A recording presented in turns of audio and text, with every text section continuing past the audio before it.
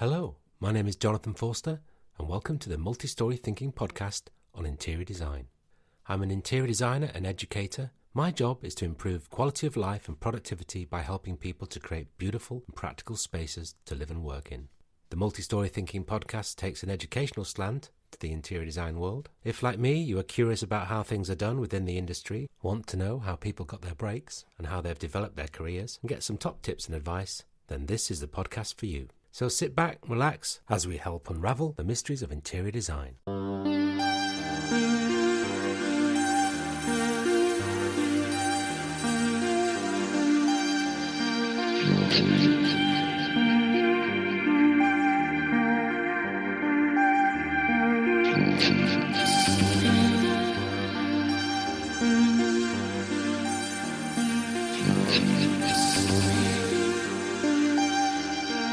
Vera Bogodi is the founder and owner of Madu and Palm, an online retailer supplying unique handmade furniture and home decor products by Balinese and Javanese professionals. She lives in Bali and has developed a strong working relationship with the local craftspeople to develop a range of furniture and products that are sourced responsibly and fair traded. In this episode, we discover how Vera got on her bike to discover Bali's craft workshops, the process of working with local craftspeople and the range of natural materials available, the challenges of delivering to the UK market, and why, if you want to capture the tropical vibe, take your office to the beach.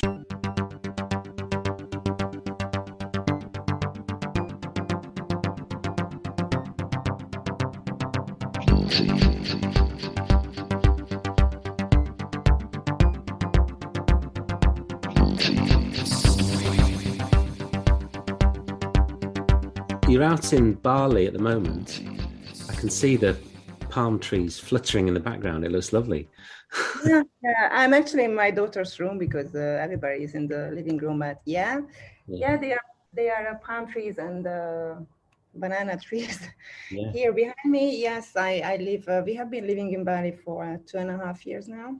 Yeah, and what prompted the move over there? I read on your website you moved over there and sort of transfixed by it all. There's one thing moving there, but then setting up a business on the back of it, it sounds like, quite a big project to do. Yeah, exactly. So when we moved here, we didn't move here because of the business at all. It was not our intention, but it just came along with the way, because when we moved here, we just find this everywhere, this amazing natural products, and everything is very close to nature. You are surrounded by this beautiful, natural, sustainable furnitures and home accessories and everything, which are, handcrafted and beautifully designed. So actually, that was first my husband's idea that maybe we should do something like this. And meanwhile, I started to learn interior design.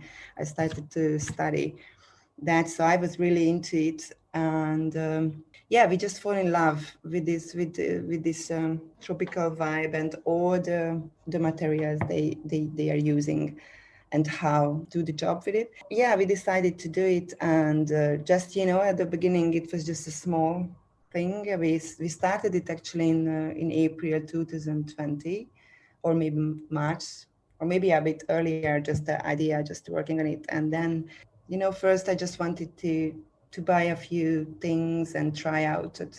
And of course I searched around in the UK, is it possible so would it be interest there for this kind of products? And then I said, maybe we should try it, because it's really amazing, and it's really very important to us that it's very eco-friendly, very sustainable, all the materials that they use. There is no mass production.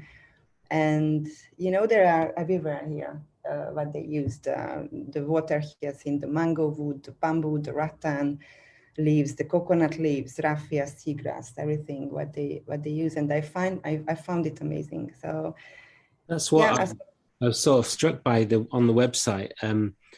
One's got an idea of what I'd sort of say was, rattan furniture, from the Far East. But actually there's a load of different materials, and all based on stuff that grows there, from, the palm leaves to seagrass and just the way. So what you're saying is that there's all these industries, small industries, family-run businesses, I guess, are they, that are producing furniture and producing stuff that just grows around them from stuff that grows around them.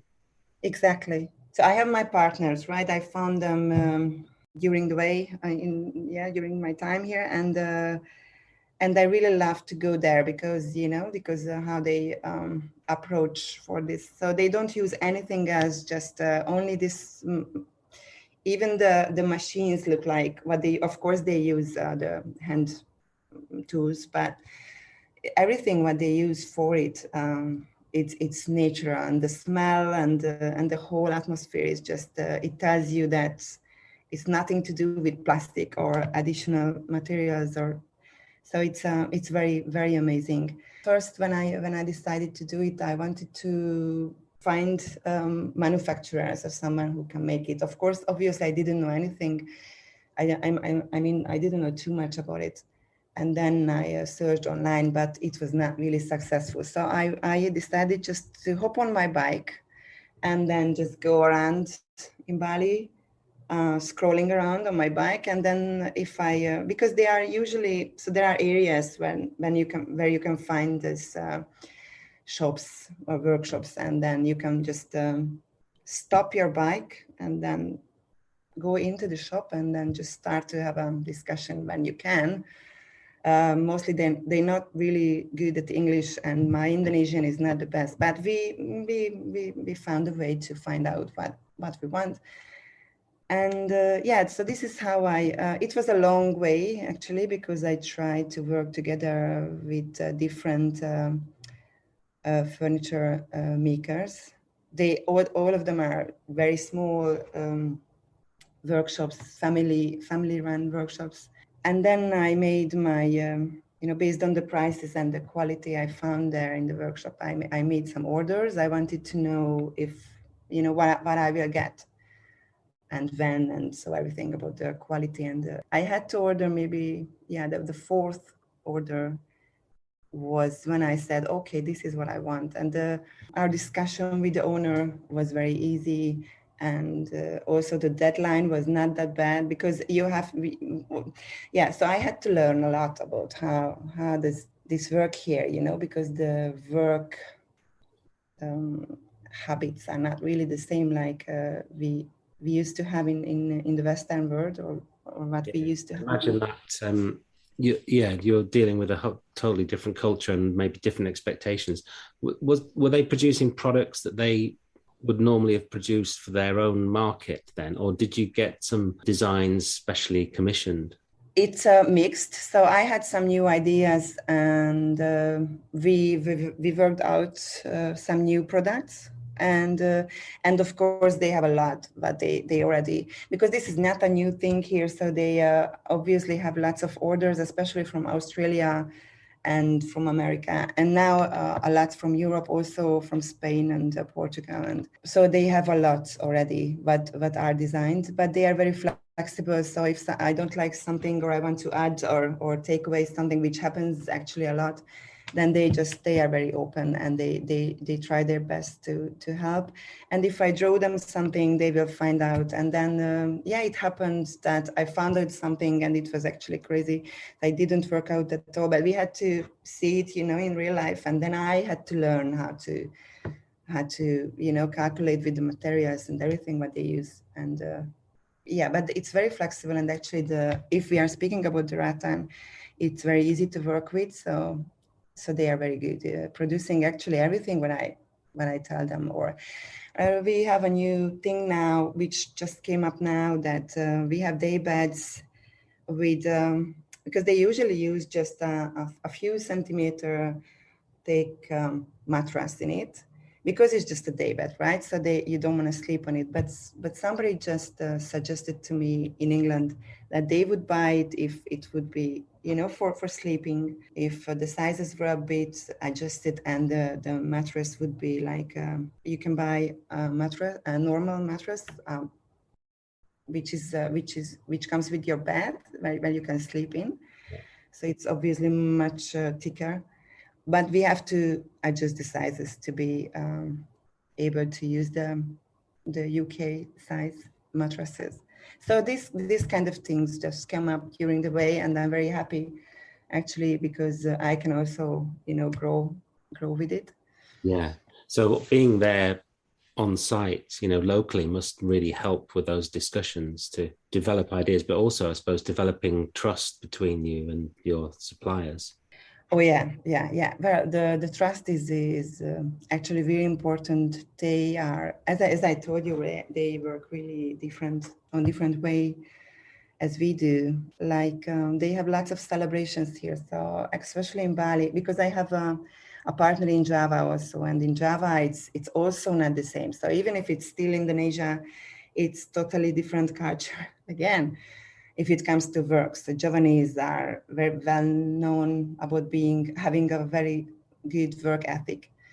But Balinese people are very lovely, very nice, very chilled, and the celebrations are over everything. So if you order something, you have to calculate at least 2 additional weeks for the deadline they promise. Because if, a ceremony came up, like let's say a temple is 20 years old, then they are going to celebrate for 5 days. That's great. We had some dealings with the course in Sri Lanka. They seem to have festivals, not all the time, but it's a bit like our bank holidays, but they take it a bit more seriously, I think. But getting into the local culture, it must give you an insight into how they work. And so how do you manage the actual, you're shipping over to the UK, you're based in Bali. How do you manage the logistics of that? And it's a web-based shop, isn't it? But so I'm guessing you can manage that remotely, but to the actual delivery and interactions with UK customers, that maybe is one of the most challenging elements of the business, I'd imagine. Yeah, exactly. That was something was really, we had to think a lot about it, how to do it. First, we wanted to have a partner in the UK, but it just didn't work out. And then we decided to work with a fulfillment company. It was also not that easy because our products are not, they don't come in, in a box size. And they are already, it's not like in the warehouses you can find furniture that you take home in boxes and then you, how do you say that? Then you fix them together. They all are ready. They are all finished. So the big beds, we have big hanging chairs or big sized chairs. They arrive in bulk. So they are bulky products. It was very challenging to find a partner who can deal with it, but actually we did. And yeah, the container is another really tricky part because of the prices now. When we started this whole, just calculations at the beginning, we had a price from our agent here in Bali who does the shipping to us. But since then, it's 7 times more so we pay in USD, and it's just horrible now. So we were quite lucky when we sent it because it just started. So now it's skyrocketing really, and we just don't know when it's going to back to normal, but they say it's years. So yeah, it was not the best timing, obviously. So it's really challenging. But we used a 40 feet high container, which we packed full. So we really was prepared for that. We will be okay for quite a long time. You mentioned about sustainability, and I suppose that is one area where people might think, oh, is that the most sustainable way to do it? But if you want to get those products coming to the UK, then that's one sort of price you have to pay. And I know it's talking to other suppliers, the containers have gone through the roof. It seems ridiculous, isn't it, that things are so expensive? Exactly. And yes, you're right. It's not really the best way if we are speaking about sustainability, and it really disturbs me too, but there is no other way. So we live actually on the other part of the world, and this is the best we can do. If we want to have these products, then that is the only way to get hold of them. In terms of the sustainability of the businesses, I guess another thing people wonder about is how sustainable is that? The process that of all the stuff is grown locally, presumably. Then, and they're working with fairly simple techniques and tools, lots of handwork I've seen on some of the videos, which is beautifully intricate. And you mentioned they're also supplying Australia and America. Is it a really truly sustainable model there? And also I'm quite interested in the impact of the work that you're giving to these companies. What impact does the business that they're able to generate have on the local communities?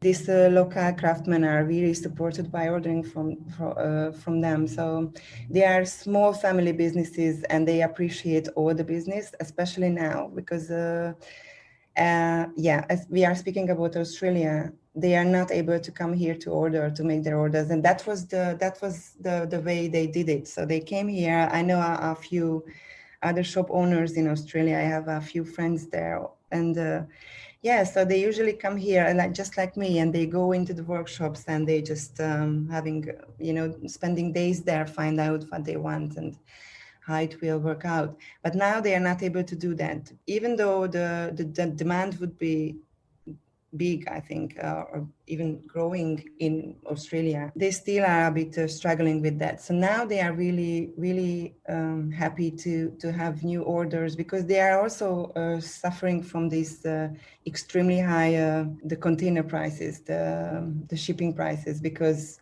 obviously if I would like to send another container to the UK, I couldn't at the moment, because it's just I can't. It's just so expensive. Yeah, they really appreciate every order and the work we give them.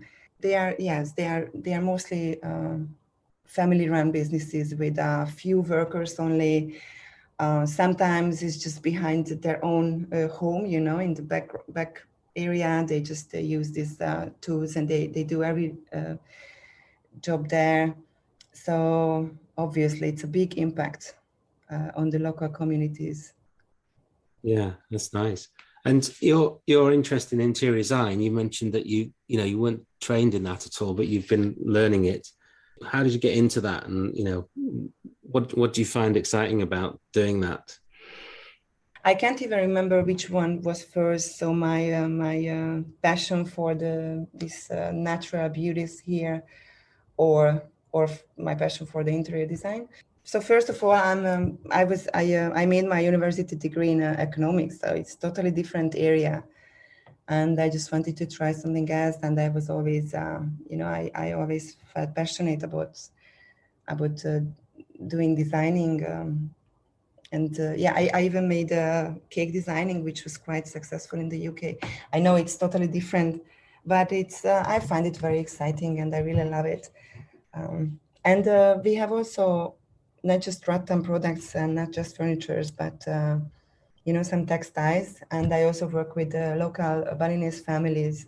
They sew everything with hand, and this is where I can say a lot about what kind of palm trees I want to have on my pillows or cushions, or on the throws we have, and because I want to help maybe to some magical way to feel the tropical vibe in England.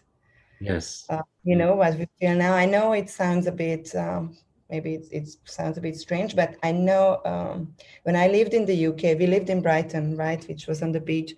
It's not very tropical, but we had a few palm trees. I was always a big fan of that, and I always was searching for something, with this pattern, which I could feel like I'm on the beach. So you're transferring that tropical vibe over to, well, I could do a bit of that. It's pitch black outside. It's cold and wet and windy. And Yeah, I know. when I looked at the videos of the surfers and the beach and the palm trees, it looks really exotic and actually sort of really kind of sort of calm and relaxing. I think there's a nice energy there. Yeah, exactly. Totally different vibe. The rattan furnitures. I guess it's really helps with this. Just with this atmosphere to have it in your home, because my buyers at home send me pictures about how they installed their products, what they bought from us in their own home. They are obviously very happy. They wanted the products, right? So they're really in love with this light colors and the vibe of it, and how they install it, and how they send me the pictures, and they are really happy with it. And it's just a small amount of sunshine in the house. It's a very natural product, isn't it? And handmade. And how do you get the continuity of design? How do you maintain the quality from product to product? Yeah, I tried to choose the best quality I could have in Bali. Honestly, as I told you, they were the fourth family I started to work with since, and then I found them the best and more trustworthy. And in terms of designing new products, actually we are at the very beginning. So we just sent our first container a few months ago, half year ago, and I think it will be a success. So people love it. This is what the feedback I got, and we have a huge range of products which we can choose from at the moment. But obviously, my eyes are always open, so I want to learn more about what we can still do, or how can we, grow or find out something new, design-wise even. I think the products are really great, and I love the kind of clean lines you've got of some of those products, and they look really well crafted, but also nicely designed. I don't think there's anything too sort of there's a sort of nice modern feel about them. They look traditional, but they don't look old-fashioned or too quaint. So is that to do with the selection of the companies that you're working with, or how you've tweaked the designs? Actually, it was really important to me when I first started to have this, as you said, this very light, very clear lines and clear products. And also my website's supposed to be like very, soft and clean, because I want to be like this. I want all my products to be just simple as the nature and very close to nature. And yeah, so that was the way how we selected everything here. Actually, I got it a lot from people I just get to know, and they get to know my products, and they said, oh yeah, my grandparents had the same on the balcony, or like I'm speaking about the rattan products. And actually my parents also had some wicker chairs on the balcony when I was little, and I really loved it. I loved it how it smelled, even for after years we used it. And I was a little bit just afraid that lots of people will think that this is old-fashioned and old school, and it's not like a modern type of furniture. But this is what I like. This is what I feel. Maybe it has a lot to do with living in Bali, and it's so natural to using this here that it was out of question that I want to use it, even if for somebody it came like it's what my grandparents used to have. But it's not the same anymore, actually, because design changed a lot, and it's all about the nature, close to nature feelings, and being eco-friendly. And I think that's really nice, and I think there is a sort of nostalgia for this type of product. It's sort of thing that I remember my grandparents having wicker chairs, but they're much more. Your products just have a certain modern feel about it. And there's also some nice fun elements and nice use of materials, which is great. The mixture of materials. But that must be, like you say, a really great way to get natural products into your living spaces, to have more environmentally friendly products within your spaces.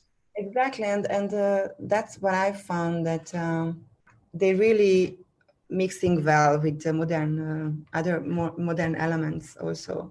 We have rattan lamp, like the table lamp and even stand lamp, and they'll just look amazing in a very modern living room or room. It just fits in perfectly. There's such a good range. I mean, there's so many different materials as well, which is interesting. Looking on your website, there's some great, just a bit more information about it. Yeah, we have lots of baskets from Java, and also we have terracotta vases, which is it was just love at first sight, and that's why I decided to go with them too. But they are just a small part of it. And so this Javanese little family, I really love them. They are lovely. And surprisingly, I work mostly with woman bosses. I Yeah. just say that. So yeah, it's interesting. So yeah, in Java they use raffia, they use water hyacinth, and oh my God, yeah, banana leaves, everything, and it's incredible, and seagrass, and all the method that they use to, to process it, and they harvest it not necessarily themselves, but the people there who live there. So we went to visit to Java, and we just it's, as I said, it's a totally different world how they use all the materials. So they go out with their hand, they harvest everything, they just use the road, and they just using the sun dries the material, and they just I don't know the English word, but they just like braid them, Yeah. like the Yeah. together, or to have a rope of it, and they're using the rope to create baskets. So it's just, I find it fascinating. It's really amazing.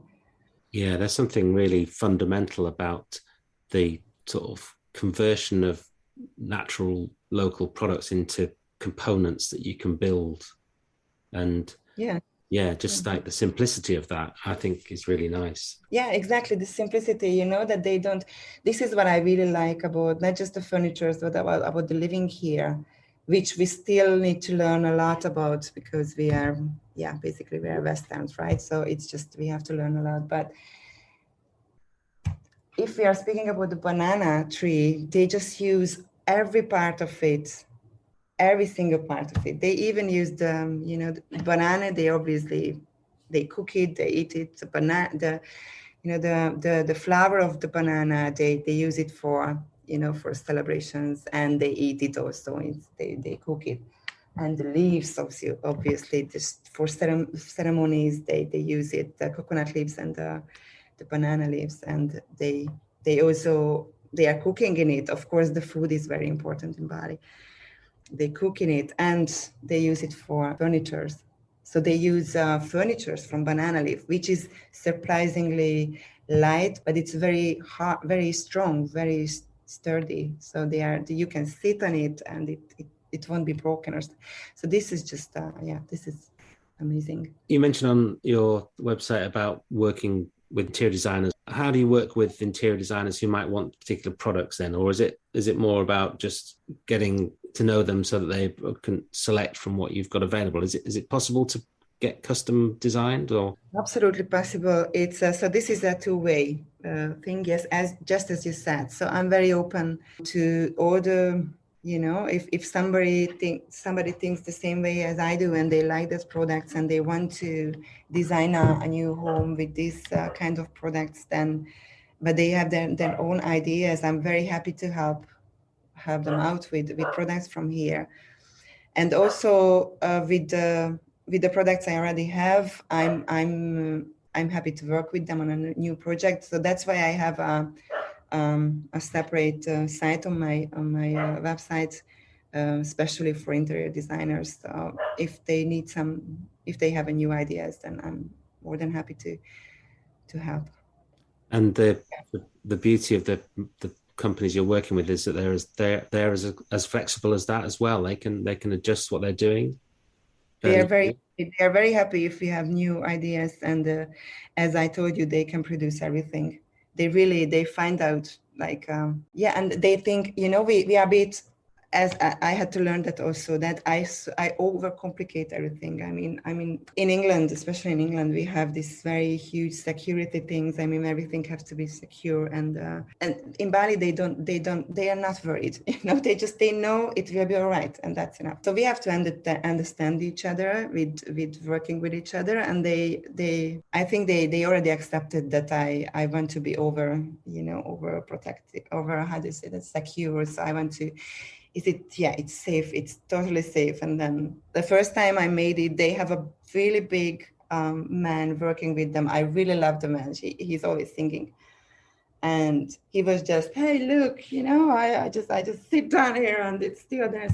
So he just sat on that chair actually looked like it's a very soft, I was like, are you sure it will be able to hold up the heavier? And he was like, look at me. Perfect. But I said, yeah, okay, thank you very much.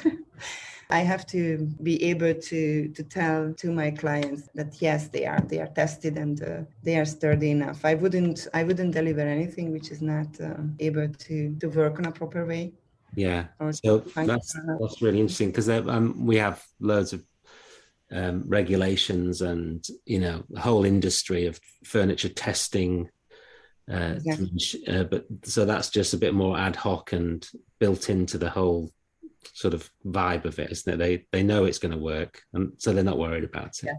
We have hanging chairs, and when we order the hanging chairs, even though they have been doing it for a while, so they have been manufacturing it for a while, and for countries like Australia, where also the security is really very important, and they just didn't really worry about how to fix, with the ropes, how it will be fixed. So we had to find a new way how to communicate it to our buyers, to really make it fixed for 100% being secured, and I was really careful with telling all the instructions how to do it and how to work with a handyman, an experienced handyman, because it's a hanging chair. So, but here they come here. We wanted a hanging chair when we moved here. They came here. They just fixed it, and it was out of question. It actually at first it was all right. It just, as I told you, it just up. I have to be careful with that because I'm from the Western country, right? And I know it's very important. So it's not like this in another continents. Yeah, sounds great. Yeah, a bit of a challenge, but sounds like a fun challenge to negotiate. What's your typical day like then? A typical day? When we sent the container, I did the selection of the products and the whole process of the manufacturing, and I was always there with them, and I wanted to know everything. And then we worked a lot on the website, obviously. And I thought that, okay, the worst part is over. So when I had to work a lot, it's over, and now it can be a bit chill. But it's not the case. So every day we have to work a lot on the business. We do a lot of marketing. It's very important also if you want to sell and still want to find out about new products, still doing new videos. Yeah, but obviously the day is a bit easier, I think, because we get up in a place where the sun is shining already and it's chill. And I go down to my office, which I call my office, but it's not really an office, but I go down to the beach and I work from there. It really helps to work in a good atmosphere. But I want to show the people in England that, this is what you can feel if you use this kind of items from furniture and textile from Bali. So I have to feel it if I want to show it, right? So this is my this is my reason to work on the beach. What's nice about what you've got, I think, and what jumped out when I came across you is the story behind the business, and the connection with the people that are doing the work. Because often you can buy stuff from shops. It's obviously come from somewhere far away, but you've got no idea who's made it or what conditions they're working under.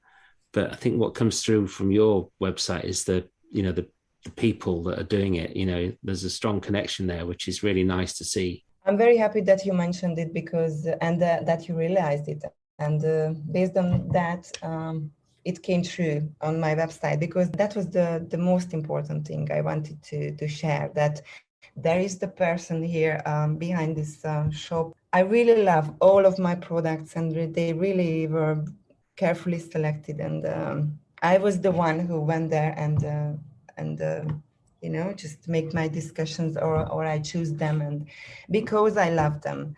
And that I'm here, I'm always available if somebody have any kind of question, problem.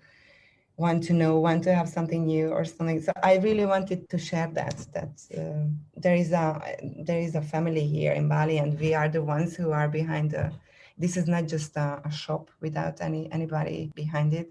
So I'm very happy that you mentioned that. Yeah, I think that really makes a difference, and it must make a difference just from the controlling the whole system as well and the work, to be there. I mean, yeah.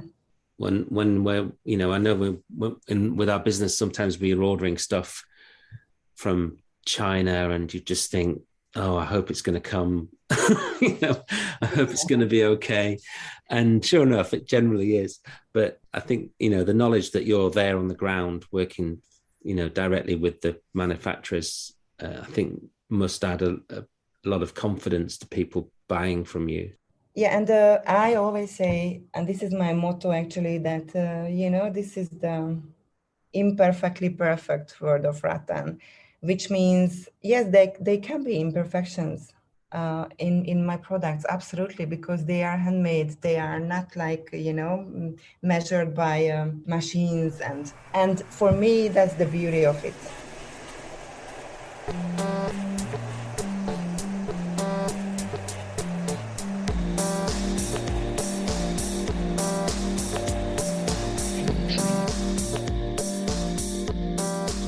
I'd like to thank Vera for taking the time to speak to me. It's fantastic to see her passion for the culture and lifestyle of Bali and Java. Really nice to see the way she's built the relationships with the suppliers, the craftspeople, the families that have been creating the products. And nice to see how the impact of new business is helping to develop the local economy and give those companies an outlet for their products. There's a growing market in the UK and Europe for these kind of products, which provide a natural and sustainable design which we can incorporate into our living spaces. There's clearly some challenges around the logistics of the supply chain. Vera is working very hard to make that initial investment of time and energy in the production of products and furniture as sustainable and as ethical as possible.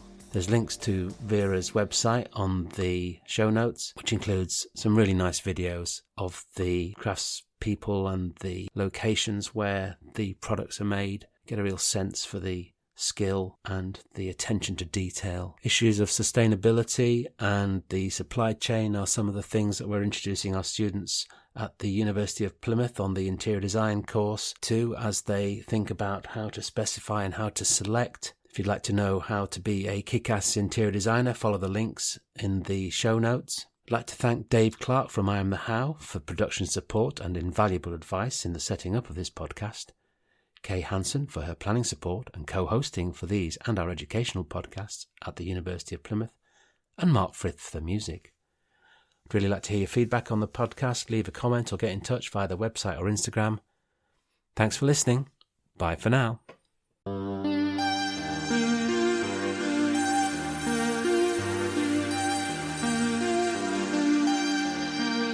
Thank you.